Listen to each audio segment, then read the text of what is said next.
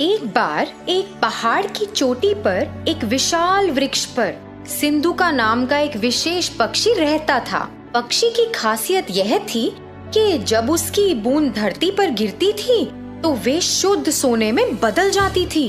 वह इस पेड़ पर अकेला रहता था और शांति से वहाँ अपना जीवन व्यतीत कर खुश था। एक दिन एक शिकारी पक्षियों की तलाश में पहाड़ की चोटी पर घूम रहा था। कई घंटों के बाद जब वह किसी पक्षी को पकड़ने में सक्षम नहीं था तो उसने विशाल पेड़ के नीचे कुछ देर आराम करने का फैसला किया, जिस पर सिंधु का रहता था। बस जब शिकारी सोने लगा ही था तो पक्षी ने अचानक पेड़ के ऊपर से अपनी बूंद को गिरा दिया, जो धरती पर गिरते ही सोने में बदल गई। शिकारी के चेहरे के ठीक बगल में सोने का टुकड़ा गिरा और जब उसने देखा तो उसने चिड़िया की ओर देखा। फिर से एक और टुकड़ा गिर गया और इस बार शिकारी ने जमीन पर इसे सोने में बदलते देखा। इस सब ने शिकारी को बहुत हैरान कर दिया था।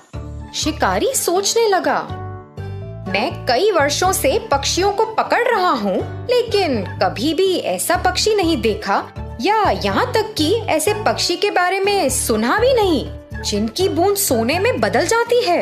यह निश्चित रूप से एक विशेष पक्षी है जिसे मुझे पकड़ना है। दुख की बात ये थी कि जब शिकारी ने ऐसा सोचा तो सिंधुका को उसके बारे में पता नहीं था। वह अपने पेड़ पर आराम कर रहा था और शिकारी योजना बना रहा था। शिकारी ने पेड़ पर एक जाल बहुत सावधानी से बिछा दिया जब पक्षी ध्यान नहीं दे रहा था और अंत में जाल में फंस गया। जब पक्षी जाल में फंस गया तो शिकारी ने उसे एक पिंजरे में डाल दिया और घर की ओर जाने लगा। उसी समय सिंधुका ने सोचा कि जाल पर ध्यान न देने के लिए वह कितना लापरवाह था और इसी कारण से बेचारा पकड़ा गया। अपने घर जाते वक्त शिकारी ने सोचा, अगर मैं इस पक्षी को रखूंगा तो मैं अमीर बन जाऊंगा और सभी को संदेह होगा कि कुछ तो गड़बड़ है। किसी दिन किसी को पक्षी की सच्चाई पता चलेगी और फिर वे राजा को पक्षी के बारे में बताएंगे। फिर मुझे इसे राजा को देना होगा। लेकिन अगर मैं पक्षी को सीधे ही राजा के सामने पेश करता हूँ तो वह मुझे इस पक्षी के बदले कुछ कीमती चीज देंगे। यह मेरे लिए बेहतर काम करेगा। मैं अपना शेष जीवन राजा की दी गई वस्तु के सहारे जी सकता हूँ। योजना के अनुसार वह सीधे राजा के महल में गया और राजा को सारी बात बताई। उसने राजा को पक्षी दिखाया और राजा एक ऐसे विशेष पक्षी को देखकर बहुत खुश हुआ जिसकी बूंद सोने में बदल जाती है। उसने अपने नौकर को बुलाया, इस पक्षी की उचित देखभाल करो, उसे एक शानदार पिंजरे में रखो और उसे भरपूर भोजन और पानी दो। सुनिश्चित करें कि वह दूर नहीं हो। वह महल का शाही पक्षी होगा और अपनी बूंदों से मुझे कई दौलत देगा। अचानक राजा के मंत्रियों में से एक राजा के पास पहुंचा। राजा जी, एक पक्षी की बूंदें सोने में कैसे बदल सकती हैं?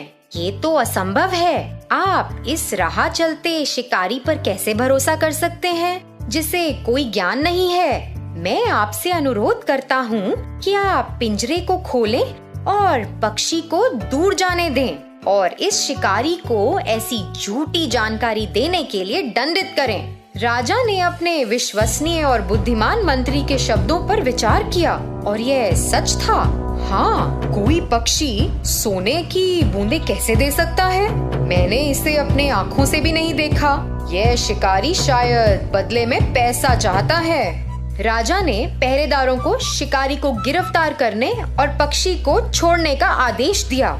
जैसे ही पक्षी मुक्त हुआ, वह उड़कर पास के एक दरवाजे के शीर्ष पर पहुंच गया और वहां बैठ गया। अचानक उसने अपनी बूंदों को गिराया जो सोने में बदल गईं। राजा और उनके मंत्रियों सहित सभी ने यह देखा और चौंक गए। राजा को पता था कि उसने एक गलती की है और तुरंत अपने पहरेदारों को पक्षी को पकड़ने का आदेश दिया, मगर बहुत देर हो चुकी थी। सिंधुका आकाश में उड़ गया और उसने खुद को फिर से लापरवाह नहीं होने का वादा किया। उसने दूसरे पहाड़ पर एक नए स्थान के लिए उड़ान भरी, जहाँ कोई भी उसे फिर से पकड़ ना पाए। तो बच्चों, इस कहानी से हमें क्या शिक्षा मिलती है कि चाहे कुछ कितना भी असंभव लगे, हमें उसकी पूरी तरह जांच करनी चाहिए।